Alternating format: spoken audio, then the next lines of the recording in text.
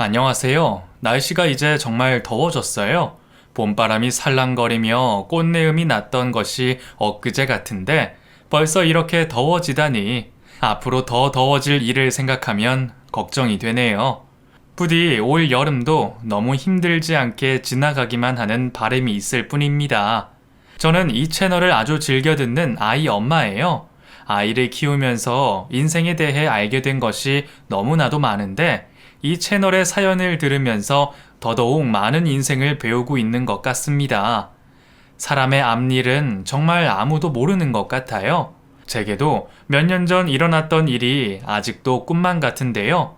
남들에게 차마 말도 못하고 가슴속으로 소가리만 하고 있었던 제 사연을 오늘은 용기 내어 이곳에 글을 남겨보렵니다.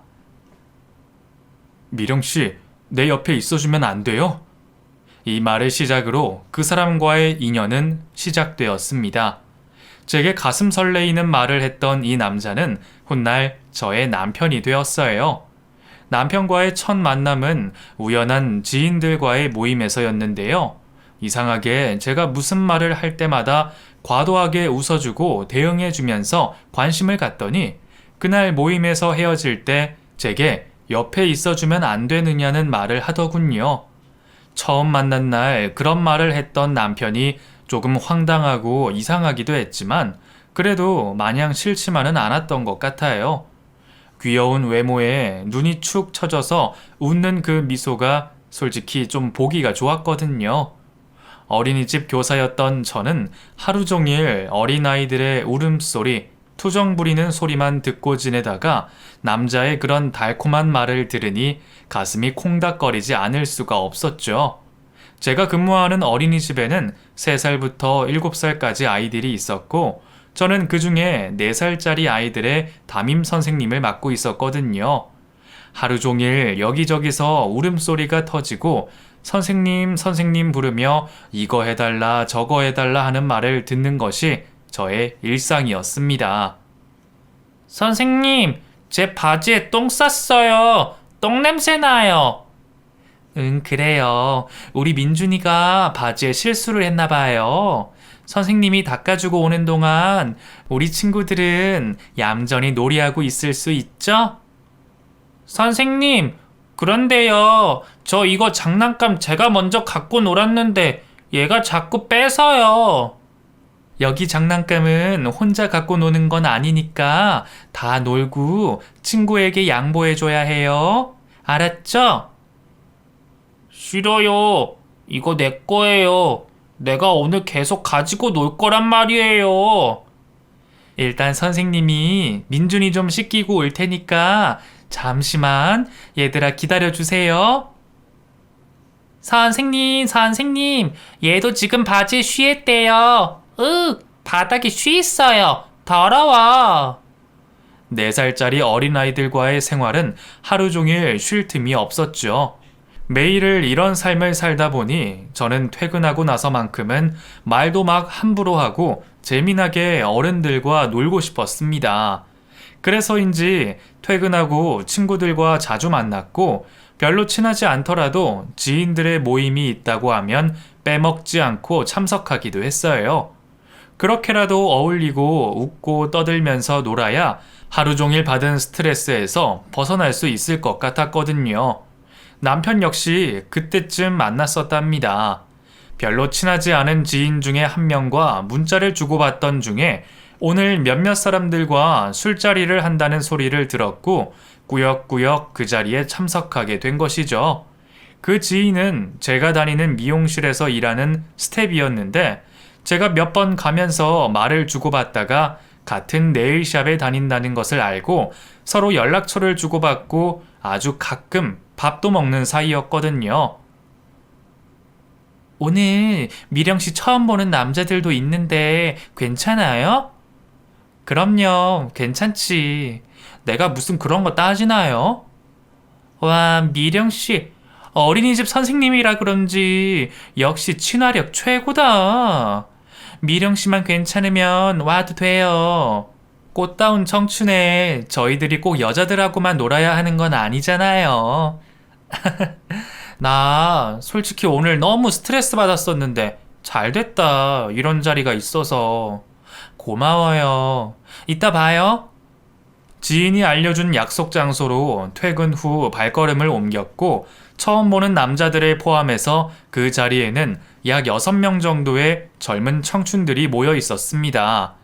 연령대는 20대 중후반 정도가 되었으니 다들 외롭기도 하고 재미있는 일을 생각하기도 하는 그런 나이잖아요. 그래서 그런지 아주 정말 신나고 재미나게 그 자리를 즐기게 되었죠. 제가 도착하자마자 이미 여럿이 모여 있었고 저는 그 자리에 틈을 비집고 들어가 한 자리를 차지하고 앉았습니다. 제 옆에는 저를 불러준 그 미용실 직원이 있었고 제 맞은편에는 처음 보는 두 남자들이 함께 자리를 하고 있었죠. 다들 술을 몇 잔씩 마신 상태라 저도 대화에 끼기 위해서 일부러 술을 몇 잔 들이켰어요. 저 혼자 맨정신으로 대화를 하다 보면 좀 재미가 없으니까요. 술을 꽤 즐겨 마시던 저는 주량도 세서 웬만하면 잘 취하지도 않았거든요. 저 한 잔 더 주세요. 템포 맞추려면 지금 한 3잔 정도는 미리 혼자 마셔야 할 것 같아요. 어머, 미령 씨라고 하셨죠? 성격 너무 좋으시다. 여기요, 받으세요. 감사합니다. 와, 오늘따라 술이 왜 이렇게 달지? 진짜 맛있네요. 큰일이네, 큰일이야. 미령씨, 어린이집 선생님이라고 하지 않았어요? 근데 이렇게 술을 잘 마셔도 되는 거예요? 어머, 무슨 그런 섭섭한 말씀을. 어린이집 선생님은 술 잘 마시면 안 돼요? 직업이랑 술은 절대로 아무 상관이 없습니다요. 자, 다 같이 원샷 할까요?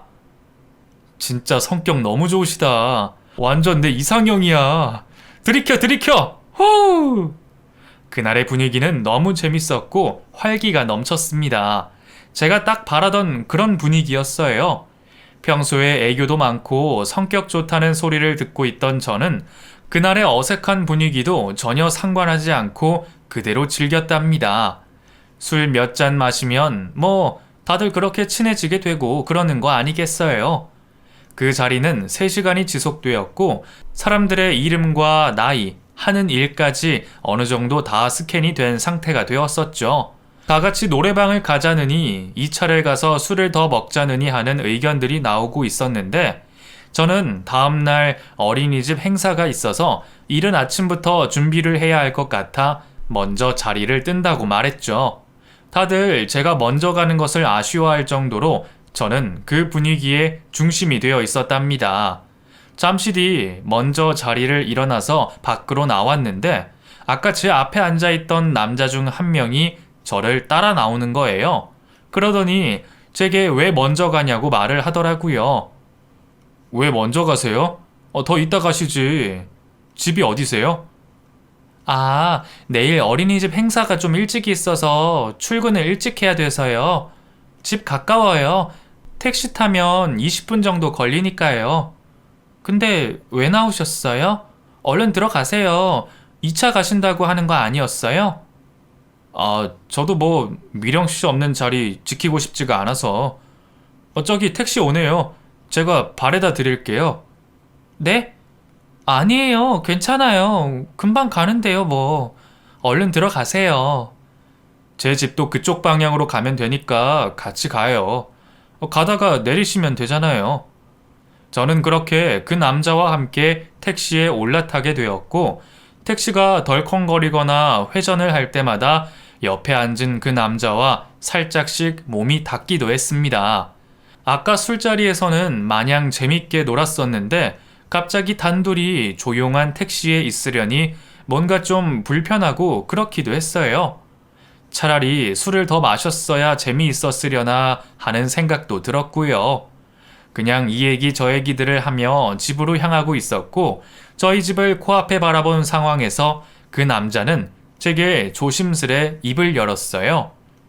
미령씨, 내 옆에 있어주면 안 돼요? 네? 갑자기요? 네, 좀 갑자기이긴 한데 아까 솔직히 너무 좋았거든요. 저는 3초 컷이라는 게 있는 사람이라서 사람을 볼 때 3초면 스캔이 끝난답니다. 어머나, 그럼 모든 사람을 만날 때 3초 만에 판단하신단 말이세요? 일단 외모는 3초 컷이고요. 그 다음은 그 사람의 행동이나 말에 따라 다르죠. 아무튼 저는 미령 씨가 제 옆에 있어주면 좋겠어요. 발랄하시고 애교 섞인 말투도 너무 좋고 또 함께 있으면 너무 재밌을 것 같아요. 에이, 이렇게 갑자기 말씀하시면 너무 진심 아닌 것 같잖아요. 내일 술 깨고 후회하시기 전에 얼른 다시 주워 담으세요. 아니, 주워 담다뇨. 이게 무슨 계란이에요? 말을 어떻게 주워 담아요? 저 아무튼 진심이니까 그런 줄 아세요. 절대로 진짜라고요. 저 아무한테나 이런 말 잘 안 하는 사람입니다. 그 순간 택시가 집 앞에 도착해서 대기하고 있느라 택시기사 아저씨 눈치가 보여 저는 얼른 내렸습니다. 너무나 갑작스럽게 제게 고백하는 그 남자 때문에 당황스럽긴 했지만 그래도 솔직히 싫지만은 않더라고요. 귀엽게 생기고 웃음이 매력적인 젊은 남자가 저를 좋다고 하니까요. 누군가 저를 좋아해주는 건 아주 기분 좋은 일이잖아요. 축 처진 눈매를 가지고 웃을 때마다 눈웃음을 치던 그 남자는 제게 마음을 표현했고 저 역시도 그 사람을 눈여겨보는 시작점이 되었습니다. 그리고 그 다음날 그 남자는 제 지인을 통해 연락처를 알아내어 제게 연락을 했고 더욱 적극적인 마음의 표현을 하더라고요. 단 한 번의 술자리로 이렇게까지 될 수 있다는 것이 신기하기도 하고 제가 그래도 좀 매력이 있는 여자라는 것을 느끼기도 했던 것 같아요. 친구들에게 제 이런 상황을 이야기하며 좀 잘난 척을 하기도 했었습니다. 야, 그 남자 또 연락 온 거 있지? 오늘 저녁에 당장 만나재. 퇴근하고 어린이집 근처로 온대. 진짜? 야, 근데 처음 보는 남자가 너무 들이대는 거 아니냐? 너에 대해서 솔직히 뭘 알겠어? 어린이집 교사라는 것밖에 모르잖아. 안 그래? 뭔가 좀 이상하지 않냐? 그러니까 더 좋은 거 아니야? 내가 뭐 돈이 많고 화려한 배경이 있는 것도 아닌데 그냥 나의 있는 그대로의 모습을 좋아해 주는 거니까 더 좋은 거지. 내가 뭐 좀 발랄하고 애교도 있고 그렇잖냐. 그래, 너 잘났다. 부럽다, 부러워. 부러워서 그런다. 나는 왜 맨날 술자리도 많이 가는데 그런 놈 하나 안 걸리나 몰라. 헤이. 친구들 앞에서 살짝 잘난 척을 하고 그 남자와 지속적으로 연락을 하면서 만남을 이어갔어요. 말도 예쁘게 하고 성격도 좋은 것 같고 무엇보다 제게 너무나 친절하고 잘해주니까 다른 것은 잘 눈에 들어오지도 않더군요. 전문대학 출신이고 아버지는 안 계시고 엄마와 누나와 셋이서 함께 살고 있고 작은 중소기업의 직원으로 일하고 있다는 간단한 조사를 마친 후 저는 그 남자와 본격적으로 사귀기 시작했습니다. 차도 없어서 맨날 버스 타고 지하철 타고 뚜벅이 데이트를 했지만 그래도 너무 즐거웠어요. 특히나 살짝 처진 눈으로 저를 보며 웃어줄 때는 그냥 마음이 다 녹아내리는 듯한 느낌을 받았답니다. 이게 바로 사랑이 아닌가 싶어요. 연애 경험이 많지 않은 20대 중반의 나이였지만 이게 진짜 평생의 제 사랑이라고 믿었고 불타는 연애를 했어요.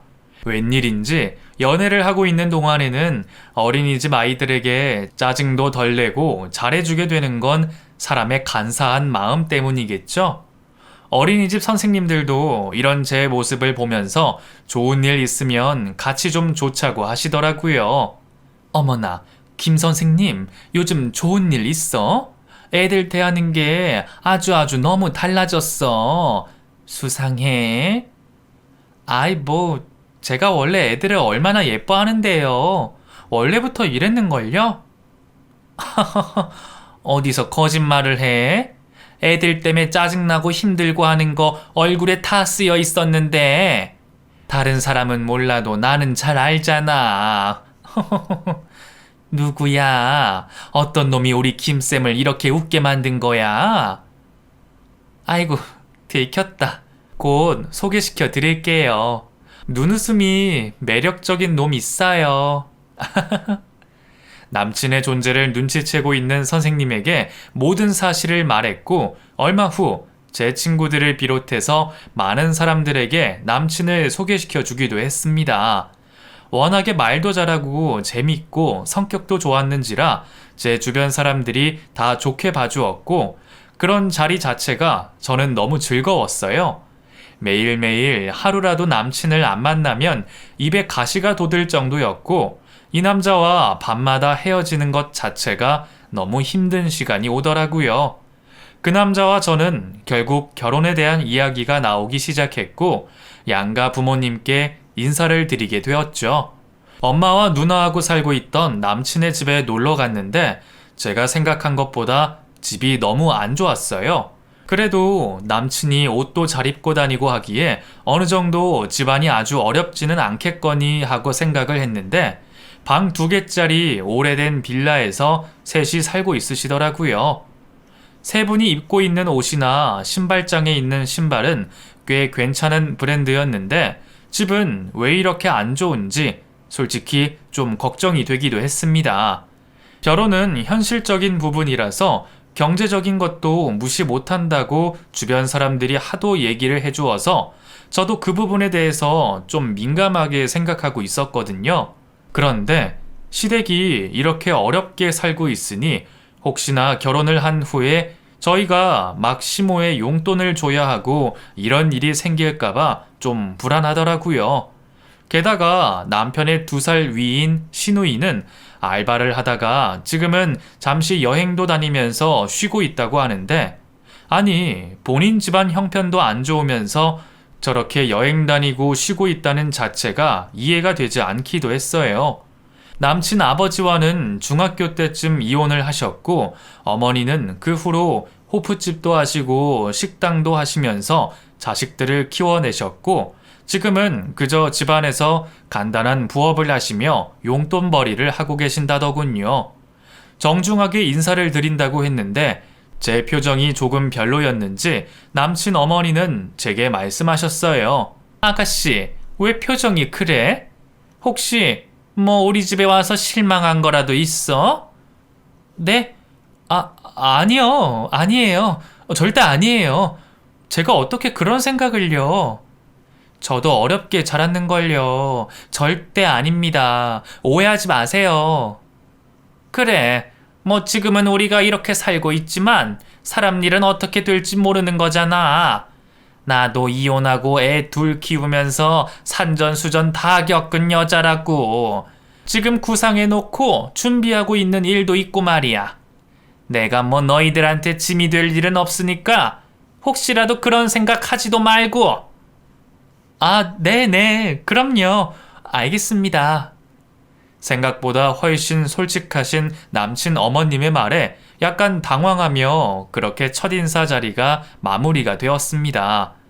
저희 부모님도 이혼 가정에서 자란 남친이 별로 마음에 들지는 않으셨지만 제가 워낙에 좋다고 난리를 치니까 그저 자식 이기는 부모 없다는 생각으로 남친을 받아들여 주셨죠.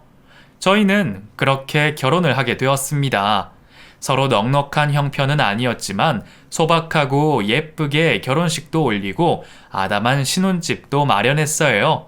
좋은 자동차도 없고 부족한 것 투성이었지만 살아가면서 하나씩 마련하자고 약속을 하고 성실히 저축도 하자며 다짐을 했어요. 결혼 후 6개월쯤 지났으려나 몸이 좋지 않아 설마 했는데 임신 소식을 알게 되었고, 설레이는 마음으로 남편에게 말을 하려는 찰나 남편은 갑자기 제게 상의도 없이 회사를 그만둔다는 말을 하더라고요. 저기, 나 정말 못해 먹겠어. 회사 때려치려고 오늘 사표 내고 왔어. 응? 아니 자기야, 갑자기 그런 말이 어딨어. 정말 더럽고 치사해서 못해 먹겠다고. 나 그동안 많이 참았어. 진짜야. 그리고 우리 엄마가 괜찮은 일이 있다고 돈 많이 벌 수 있다고 해서 그거 같이 해보려고. 뭐? 어머님이 무슨 일을? 지금 부업하고 계시는데 그렇다고 나랑 한마디 상의도 없이 그러는 게 어딨어? 우리 집도 장만해야 하고 자동차도 장만해야 하고 서로 그래서 열심히 일하기로 했잖아. 아, 몰라. 아, 더 이상 여기서는 못 해먹겠고 우리 엄마랑 같이 일할 거니까 그런 줄 알아. 야, 그리고 내가 여기서 쥐꼬리만큼 받는 돈도 못 벌겠냐? 안 그래? 남편의 황당한 말에 저는 차마 임신을 했다는 말조차 하지 못했습니다. 당장 내년이면 아이도 태어나는데 이렇게 무책임하게 행동하는 남편에게 정말 많이 실망했거든요. 하지만 남편은 회사를 그만두고 나서 아주 많이 신이 난 표정으로 이곳저곳 싸돌아다녔고 마치 회사 다니면서 못 놀았던 것을 논다고 작정이나 한 듯 친구들 만나서 놀고 먹고 마시고 아주 가관도 아니었습니다. 저는 임신을 한 사실을 언제 말할지 기회만 엿보고 있었는데 남편의 이런 행동을 보니 정말 짜증이 나서 말하기도 싫더라고요. 차일피일 언제 말을 할지 제 기분이 가라앉혀지기만을 바라던 어느 날 시모랑 식사를 하는 일이 생겼습니다. 시모와 시노이는 잔뜩 상기된 얼굴로 목돈이 들어왔다고 하며 맛있는 소고기를 사준다고 생색을 내시더라고요. 웬일인가 싶어 남편과 함께 식당으로 향했고 그날따라 저는 갑자기 고기 굽는 냄새를 맡고 헛구역질을 하기 시작했습니다. 아니, 너 어디 아프니? 체했어? 아니요, 그게 아니라 사실 저 뱃속에 아이가 생겼어요, 어머님. 뭐? 이렇게 빨리?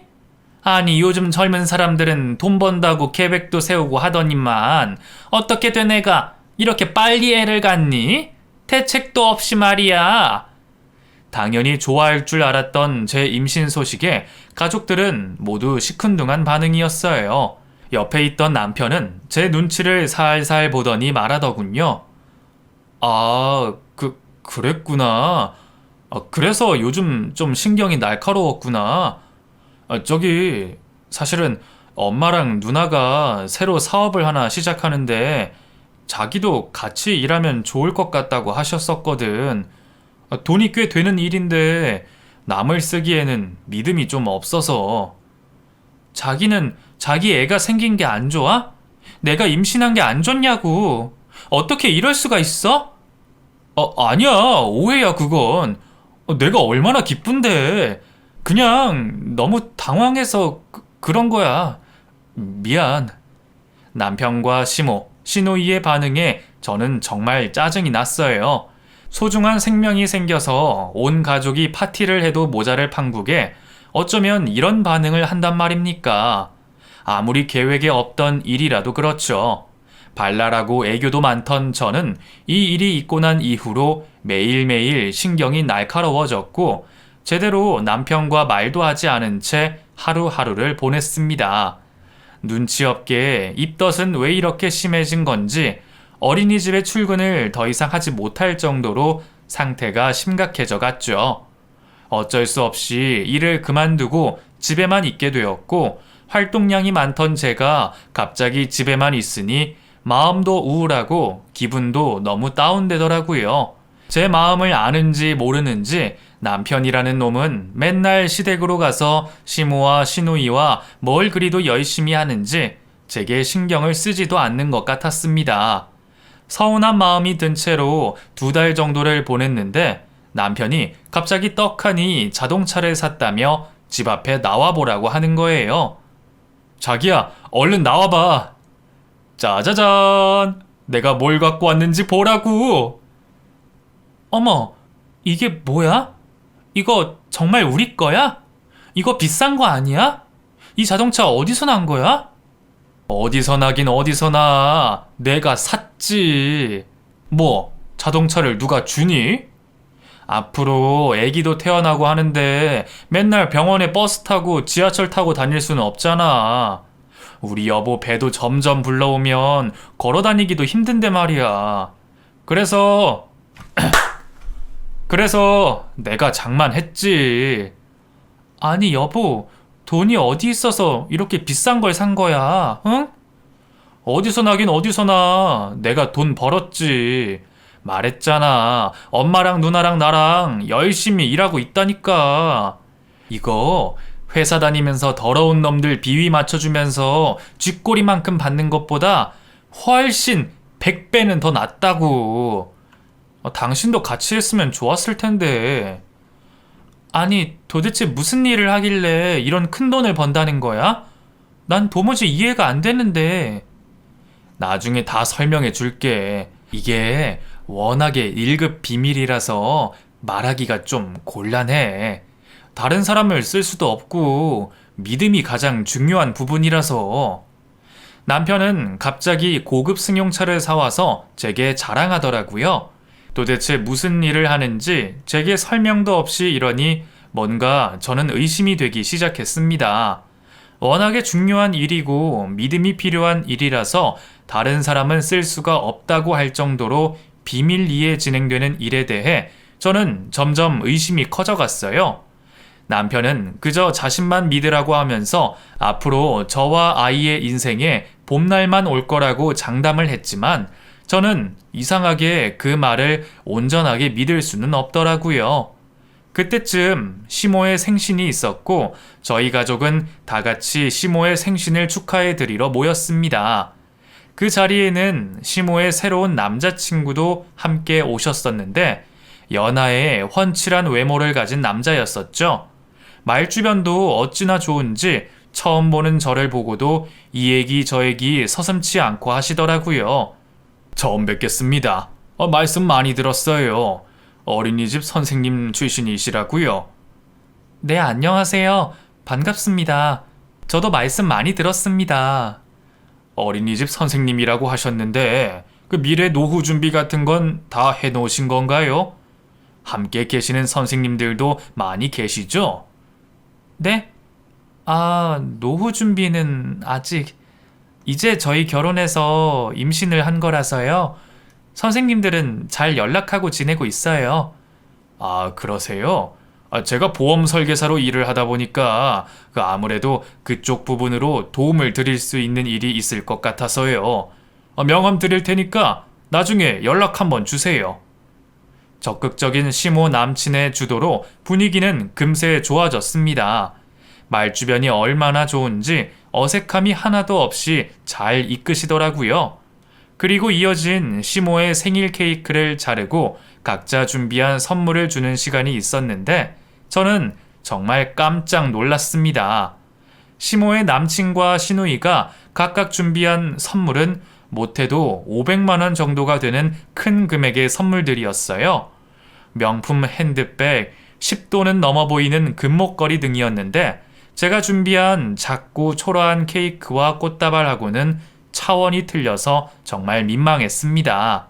더욱이 시모는 그 즉시 바로 자신의 감정을 표현했고요. 어머, 얘, 너는 정말 이게 다니? 어쩜 이게 끝이야? 너무하다, 너무해. 그래도 하나밖에 없는 CM인데 돈이 그렇게도 없었어? 그러게 왜 그렇게 빨리 임신을 해가지고 일도 못하고 집구석에 처박혀 청승만 떨더니만. 시모의 표현은 정말 너무 노골적이고 짜증나게 했어요.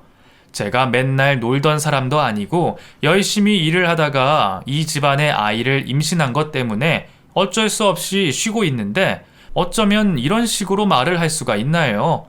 성의껏 준비한 제 진심을 싸그리 무시하는 시모 때문에 진짜 속으로 욕이 다 나올 정도였습니다.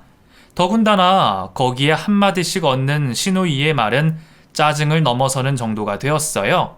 아니 옳게 정말 너무하네. 시아버지도 없는 시모 한 분 생신인데 이렇게 성의 없게 준비를 하다니. 오이케네 집에서는 어른 생신을 이렇게 대충 챙기라고 가르치셔? 남도 아니고 하나밖에 없는 며느리가 말이야. 형님, 왜 그렇게 말씀하세요? 얼마 전에 남편이 어머님 생신이라고 명품 신발도 하나 사드린 거 알고 있어요. 근데 저까지 따로 또 얼마나 준비를 해드려야 하는 거예요? 아니, 거기에 내 동생은 왜 끌어들여? 동생은 동생이고 너는 너지. 안 그래?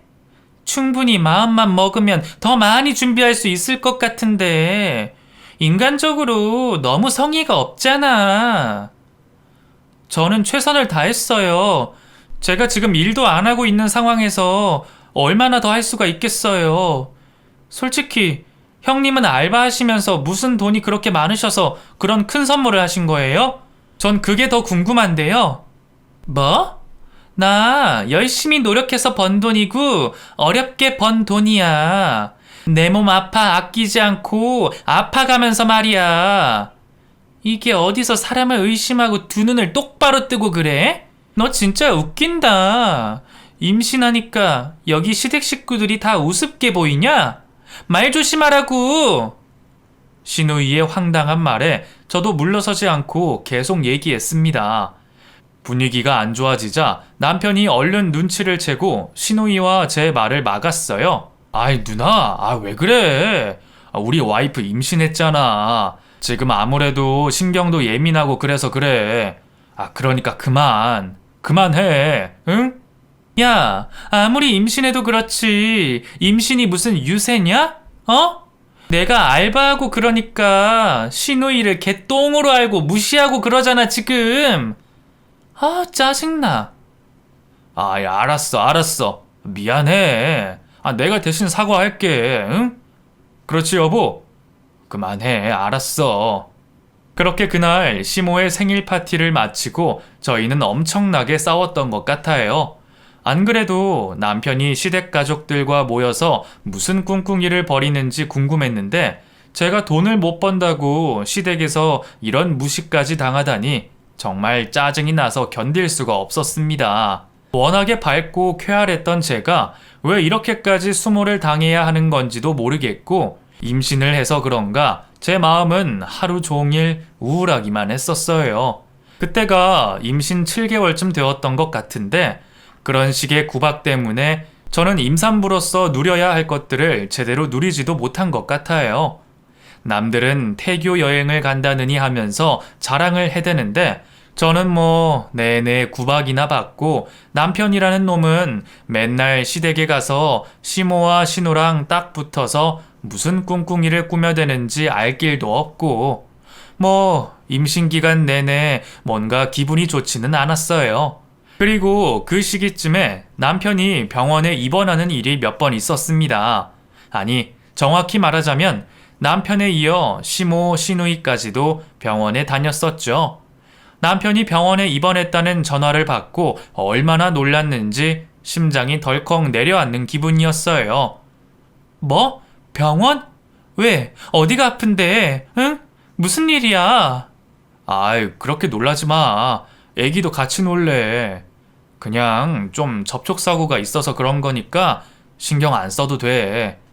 신경을 어떻게 안 써? 내 남편이 교통사고가 나서 병원에 입원했는데. 어디서 그런 건데? 응? 자세하게 말 좀 해봐. 자기는 운전도 못해서 자세하게 말해도 몰라. 아주 가볍게 접촉사고가 나서 입원한 거니까 신경 쓰지 마. 저는 너무 놀란 나머지 그대로 병원으로 택시를 타고 달려갔습니다. 다행히도 병원에 있던 남편은 겉으로 볼 땐 아무렇지도 않더라고요. 자기야, 진짜 나 너무 놀랐잖아. 다시는 사고 나지 마. 응? 알았어? 운전은 내가 아무리 잘해도 상대가 실수해서 사고 날 수도 있는 거야.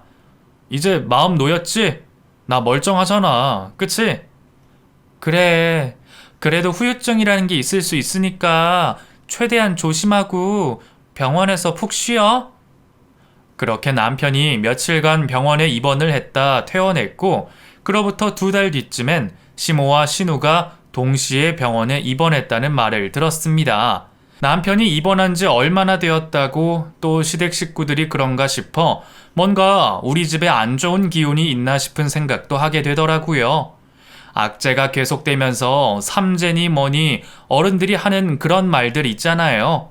임신 막달이 되어 가는데 이런 일들이 집안에서 일어나니까 저는 조금 마음이 좋지 않았습니다. 곧 태어날 아이한테도 영향을 끼칠까 싶었고 모든 좋은 일만 있게 해주고 싶은 게 부모 마음이잖아요. 남편에 이어 시모와 신우가 모두 병원에 입원하는 일이 생기니 혹시나 그 다음은 제가 아닐까 하는 생각도 들고 막 불안해지는 기분을 참을 수가 없었습니다. 그런데 또 한편으로는 뭔가 이상하다는 생각이 들기도 했어요. 몇 달 전부터 지나치게 씀씀이가 커진 시모와 신우, 그리고 고급 승용차까지 마련한 남편이 도대체 어디서 무슨 돈이 났을까 생각이 되더라고요. 당장에 저는 놀고 있고 시모는 부업을 하고 있었는데 뭐 대단한 일이라고 해봤자 한 달에 몇백 벌기가 어디 그리 쉬운가요? 신우 또한 알바만 전전하면서 자기 몸 치장하느라 돈 한 푼 저축하지 못하는 스타일인데 말이죠. 이 세 명의 외모만 보고 있으면 어디 굉장히 잘 사는 부잣집 사람들 같이 보인다니까요. 반팔 티셔츠 하나에도 20만 원 가까이 하는 옷을 입고 신발이며 핸드백이며 어딜 내놓아도 부족함이 없게 꾸며대고 다녔습니다. 무슨 일을 하느냐고 남편에게 물어봐도 자세하게 얘기도 안 해주고 하니 답답한 마음이 계속해서 쌓여만 가던 상태였죠. 자기야, 우리 아이 태어나서 몇 년 있으면 이사 갈 수 있을 것 같아. 내가 우리 가족을 위해 얼마나 열심히 사는데. 이사? 자기 도대체 무슨 일 하는 거야? 어머님하고 형님하고 무슨 일을 하는 거냐고. 나는 좀 이상한 기분이 들어. 아무리 그래도 갑자기 이렇게 큰 돈이 생기는 일이 어디 있겠어. 사업을 해도 몇 년은 자리 잡는데 시간 걸린다고 하던데. 자기야, 그게 무슨 말이야. 나 못 믿어? 내 몸 하나 으스러지도록 일하고 있는데 워낙에 이게 중요한 일이고 소문나면 안 되는 일이라서 그래. 하나밖에 없는 남편을 못 믿으면 누가 믿어주냐? 아니, 그러니까 무슨 일인지 나한테 속 시원하게 말해주면 안 돼? 하나밖에 없는 부인한테 이것도 못 해줘? 알았어. 조금만 기다려. 아이 낳고 상황이 좀 안정되면 내가 꼭 말해줄게. 약속해. 남편의 말만 믿고 저는 조금 기다려보기로 했습니다. 어차피 지금 상황에서 의심만 계속한다고 해결되는 문제도 아니고 솔직히 저도 남편이 돈을 잘 버니까 좋기도 했어요. 인생이 돈이 있으면 참 웃을 일이 많더라고요.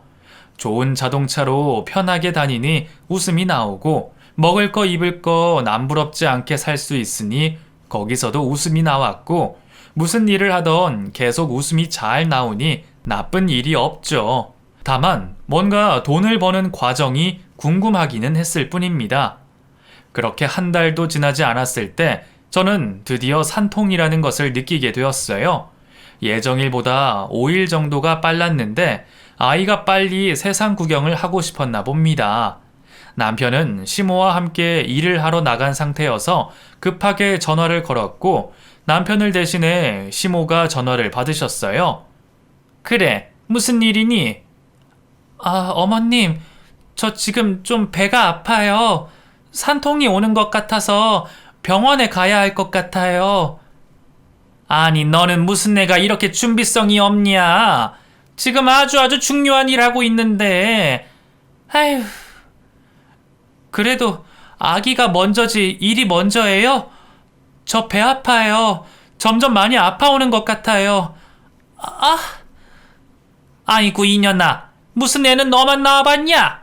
어디서 산통한다고 생색은. 내가 구급차 불러줄 테니까 그거 타고 일단 병원에 가 있거라. 내가 이거 일 마무리되는 대로 얼른 병원으로 보내마. 네? 어머님, 저 배가 너무너무 아파요. 얼른 그이 보내주세요. 제발요. 시모는 황당하게도 남편을 보내지 않고 그 대신 구급차를 보냈습니다. 저는 너무 산통이 심해진 상태로 안방을 뒹굴고 있던 상황이라 물불 가릴 것 없이 얼른 구급차에 올라타서 병원으로 옮겨졌어요. 원래 아픈 것을 잘 못 참는 성격이기도 했지만 세상 처음 겪는 산통이라는 것이 이 정도의 고통이 있을 줄은 상상도 못했네요. 배가 막 뒤틀리는 것 같고 안에 있는 오장육부가 다 튀어나올 것 같은 느낌이 들었는데 진짜 정말 너무나도 아팠습니다. 아픈 정도가 상상을 초월하는 듯한 고통에 몸부림을 치며 병원 안에서 고함을 지르고 있었어요. 저는 이렇게 아프면 바로 애가 나오는 줄 알았는데 그게 또 엄청나게 안 나오더라고요. 아니, 이 정도로 아픈데도 아직 나오려면 멀었다고 하는데 나중에는 막 화가 나서 소리까지 질렀다니까요. 몇 번이나 간호사가 왔다 갔다 하면서 제 상태를 확인했고 그 사이 남편과 시모, 시누이까지 모두 병원에 왔습니다. 아이고 아주 혼자 난리법석을 피우는구만. 애는 지 혼자만 낳아봤나. 유난 떨기는. 꾀병 그만 부려라. 산통의 와중에도 시모의 탐탁치 않은 목소리가 들려왔고 화가 잔뜩 난 저는 남편을 향해 쏘아붙였습니다. 아! 나 죽네, 나 죽어! 야, 왜 이렇게 늦게 온 거야? 넌 네 마누라가 애 낳으려고 하는데 뭐하다 이제 온 거냐고! 미안해, 미안. 일 좀 마무리하고 오느라 워낙에 큰 건이라서. 잠시 후 저는 정신을 잃을 것 같은 고통과 함께 예쁜 딸아이를 출산하게 되었습니다. 이것저것 신생아 검사를 하고 일반 병실로 올라가던 그 순간 갑자기 병원에 저희 남편과 시모 그리고 신우를 찾아온 사람들이 있었어요. 건장한 남자 3명쯤이 오셔서 남편의 이름을 물어보는데 뭔가 심상치 않은 일인 것 같은 느낌이 확 들었습니다. 병원까지 찾아올 정도의 사람이면 뭔가 대단히 급한 일인 것 같긴 한데 친구나 지인 같지는 않고 도대체 누구일까 의심을 하던 그 순간 갑자기 그 남자가 옷 안에서 수갑을 꺼내는 것이에요. 아니, 지금 뭐 하시는 거예요? 누구세요, 당신들? 누군데 남의 남편을? 힘이 하나도 없었는데 어디서 그런 힘이 나왔는지 그 남자들을 향해 소리쳤습니다. 그러자 그 사람들은 남편과 저의 얼굴을 번갈아 가며 쳐다보았고 조용히 시댁 식구들을 데리고 가려고 하시는 거예요. 여보, 이게 무슨 일이야? 어머님, 형님, 도대체 이게 뭐냐고요? 아니야. 뭔가 오해가 있나 봐. 나는 전혀 모르는 일이야. 이거 놓으세요. 왜 이러세요? 증거 있으세요? 네? 아니, 이 사람들이. 얼른 조용히 갑시다. 가요. 가긴 어딜 가요? 내가 무슨 잘못을 했다고? 난 절대 못 가요. 못 갑니다. 병원에서 꼭 이렇게까지 해야 돼요? 당신들 지금 보험 사기극으로 얼마를 해먹었는데 그런 소리를 해? 얼른 조용히 가자고요. 보험 사기라니 도저히 저는 이 상황이 이해가 되지 않았습니다. 아니, 이해하려고 하지도 않았고요. 수갑을 채워 남편을 데려가는 그 순간을 보시게 된다면 아마 어느 누구도 가만히 있지는 못할 거예요. 시모와 신우 역시 병원 안에서 소리를 지르며 바닥으로 들어 눕는데 저 또한 남편을 데려가려는 남자에게 달려가 팔을 잡아당기고 쌩 난리를 부렸답니다. 순식간에 병원 안은 아수라장이 되었고 간호사와 병원 관계자들이 다들 몰려들어 상황에 대해 알게 되었고 온 식구들은 수갑을 찬 채로 병원 밖으로 나가게 되었어요. 무슨 힘이 났는지 저는 그 사람들에게 병원 밖에까지 쫓아나가려고 하던 그 순간 그만 정신을 잃어버렸고 잠시 후 깨어나 보니 병원 침대에 누워 있었습니다. 아이 낳고 바로 그런 일을 겪었으니 제 몸이 온전할 리가 있었겠어요. 정신을 잃고도 남을 수밖에요. 침대에서 눈을 떴더니 친정 부모님이 와 계셨습니다. 이미 관계자들한테 아까의 상황에 대해서 다 얘기를 들으셨나 봐요. 일단은 저보고 안정을 취해야 한다며 제 손을 꼭 잡아주셨고 저는 그저 눈물이 한없이 흘러나오더라고요. 일단 지금은 아무 생각하지 말고 네 몸 생각만 해. 조사 끝나고 확실하게 결론 나고 할 때까지는 모르는 거잖아. 엄마도 우리 사위가 그랬을 거라고 생각은 안 해. 알겠지? 별일 없을 거야. 뭔가 착오가 있을 거라고. 엄마, 왜 나한테 이런 일이 생기는 거야? 울지 마. 너는 지금 몸 회복하는 게 우선이야. 우리 아가 케어하려면 산모가 빨리 회복해야 해. 친정엄마의 따뜻한 위로로 저는 겨우 마음을 다잡고 몸의 회복에 집중했습니다. 제가 빨리 몸을 회복해야 아이도 케어하고 남편에 대해서도 알아볼 수 있는 힘이 생길 테니까요. 절대로 아닐 것이라는 생각만 하고 마음속으로 몇천 번이나 기도를 했지만 다음날 걸려온 전화에서 저는 모든 사실관계를 확인할 수 있었습니다. 그동안 대중교통과 자동차를 통해서 고의로 사고를 냈고 보험금을 수차례 탔던 사실이 탄로났어요. 그리고 그 중심에 시모와 신우, 그리고 시모의 새로운 남친이 함께 있었죠. 시모의 남친은 보험 설계사였기 때문에 아주 사소한 것 하나까지도 아주 잘 알고 계시는 분이라서 이런 온 가족의 사기극에 엄청난 도움을 주셨나 봅니다. 그제야 저는 남편이 병원에 입원했던 것, 자동차를 샀던 것에 대해서 이해를 하게 되었고 돈도 제대로 못 버는 능력 없던 신우가 물 쓰듯 펑펑 돈을 썼던 것도 퍼즐이 맞춰졌어요. 어이가 없고 기가 막히고 정말 하늘이 노래진다는 것이 이해가 되는 순간이었습니다. 애초에 회사 다니기 싫다고 때려치울 때부터 알아봤어야 하는 건데 제가 너무 바보 같았던 것 같아요. 그냥 시모와 함께 일한다고 하니 제대로 알아보지도 않고 있었으니 말이죠. 그때 확 그들을 몰래 미행이라도 해서 무슨 짓을 하고 다니는지 알았어야 했는데 슬픔이나 아픔보다는 분노라는 감정을 느끼며 저는 몸을 점점 회복하게 되었고 그들이 갇혀 있는 곳에 가서 직접 그 낯짝을 보게 되었습니다. 저기 여보야, 그게 말이야. 나는 그냥 우리 가족 잘 살게 하려고 그런 건데 그게 저기 뭐? 우리 가족 잘 살게 하려고? 넌 범죄자야. 다른 사람 속이고 돈 버는 거 이거 엄연한 범죄라고. 어떻게 그런 말을 해? 하나밖에 없는 남편한테. 나는 다 당신이랑 우리 아이를 위해서. 웃기는 소리하고 자빠졌네. 나랑 우리 아이? 야, 이 미친놈아. 너는 나랑 우리 아이를 범죄자 가족으로 만든 거라고. 이 바보 멍청이야. 아주 엄마 누나까지 합세해서 잘한다 잘해. 온 가족이 똘똘 뭉쳐 나 하나를 바보로 만들었구만. 명품 옷 입고 비싼 자동차 타고 다니면 다 잘 나가는 거냐? 너네는 사람도 아니야. 이 동물만도 못한 인간들아. 당장 이혼해. 당장! 그 후로 저는 이혼을 하게 되었고 친정에 들어와 살며 어린이집에 다시 출근하게 되었습니다. 순식간에 아빠가 없는 아이가 된 것에 너무나 슬픈 마음이 있지만 그렇다고 그런 범죄자 놈과 함께 사는 것은 더 아니라고 생각해요. 오히려 그런 아빠와 할머니, 고모는 없는 게 낫잖아요.